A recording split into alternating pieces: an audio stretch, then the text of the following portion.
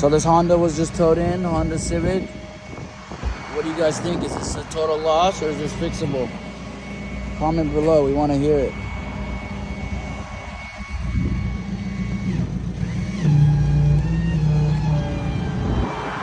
Or do you guys think this is done for? Is it going to Copart?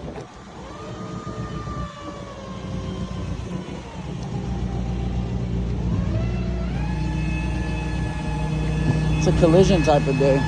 We're gonna be rebuilding this Mercedes S500. Then we got this Lexus gs430. This one just got towed in as well. What do you guys think? Comment below, we want to hear. It's a gs430.